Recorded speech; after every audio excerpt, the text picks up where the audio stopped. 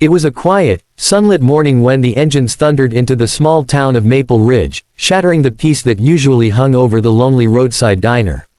The rumble grew louder until the windows trembled and every head turned as a group of bikers pulled into the gravel lot, their black leather jackets reflecting the sharp light. Among them was their leader, Rex Malone, a man whose name carried weight far beyond the rumbling of his Harley. His presence commanded silence. He was the kind of man who looked carved from stone with eyes that spoke of 1,000 miles of roads and regrets. People whispered stories about him. Some feared him, others respected him, but no one truly knew the men behind the scars and tattoos.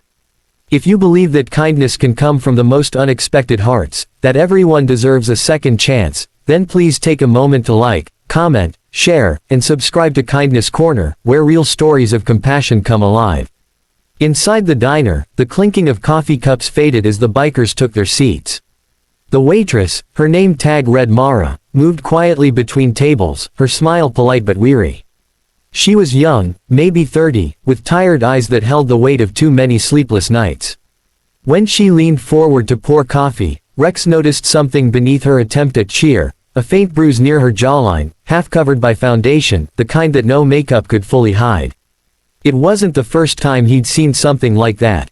It stirred memories of his past, the kind of past that still haunted him when the nights grew too long. Mara worked in silence, keeping her eyes down. Her hands trembled slightly as she placed a plate before him. Rex's gaze lingered, not with anger, but with concern. He didn't say a word, but inside something shifted, a quiet fury mixed with an ache he hadn't felt in years. He saw himself in her fear. Years ago, he'd lost someone he loved to the same kind of pain, the kind no one spoke about, the kind hidden behind closed doors. That memory had been buried under layers of roughness.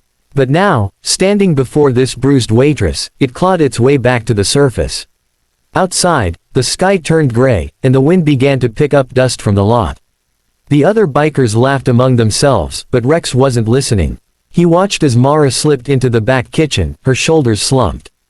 He followed her with his eyes, noticing how she flinched when the manager barked an order from across the counter. The man was thicket with a mean look and eyes that burned with quiet cruelty. And in that moment, everything became clear to Rex. Hours later, when the lunch crowd thinned, Rex lingered alone at the counter, pretending to sip the last of his coffee. He watched the manager walk past Mara, bumping her shoulder hard enough to make her spill. She whispered an apology, but the man's response was sharp, venomous. Rex's jaw tightened. There was no mistaking it now. This wasn't just stress. It was fear, the kind that traps people in silence. That night, Rex couldn't shake the image of her bruises. He sat in his garage, the neon light flickering across rows of bikes, lost in thought. His brothers from the club came by, joking and loud, but he barely heard them. He kept thinking about how life had once given him a chance to help someone and how he'd failed. He promised himself never again. The next morning, he made up his mind. When the sun rose, Mara came into work early, her hair tied back neatly, trying once more to hide the mark on her cheek. She was surprised to see the bikers' motorcycles already lined up outside, their chrome catching the morning light. Rex sat at the counter, waiting. When she approached, he asked softly if she was okay. She nodded quickly, too. Quickly, her smile trembling. But then, before she could turn away, he spoke again, not in anger, not in pity, but with a quiet firmness that told her he saw what others ignored. And in that silence, she broke. Tears welled up, spilling before she could stop them. The manager stormed out from the back, ready to shout, but Rex stood. The room fell still. The bikers behind him straightened, their presence heavy and solid. The manager's tone faltered as Rex walked toward him, not fast, but with a calm that made the man's arrogance crumble. Rex didn't raise his voice. He simply told the men that hurting someone weaker didn't make him powerful. It made him pitiful. The manager tried to protest, but one look at the dozen bikers behind Rex made him stop. He stormed out, cursing under his breath, his pride shattered as the door swung shut behind him. For a long moment, no one spoke. Then Mara turned, her face streaked with tears and whispered a thank you so faint it barely left her lips. Rex nodded and told her she didn't need to thank anyone, that she just needed to start again without fear. The diner erupted in quiet murmurs. People who had watched in silence earlier now looked ashamed of their inaction. One old man even stood to clap softly, and slowly others joined until the sound filled the small space like a heartbeat. The story of what happened spread through Maple Ridge by nightfall. The men who had once been feared became a symbol of unexpected kindness. People began to see the bikers differently, less as outlaws and more as protectors.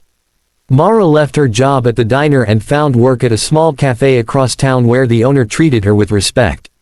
Sometimes Rex would stop by for coffee, not as a savior, but as a friend checking in. Each time she smiled, now it reached her eyes. But the most surprising part wasn't what Rex did that day.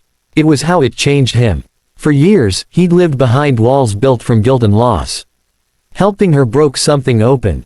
It reminded him that even the toughest hearts could still heal others. His club brothers noticed the change, too.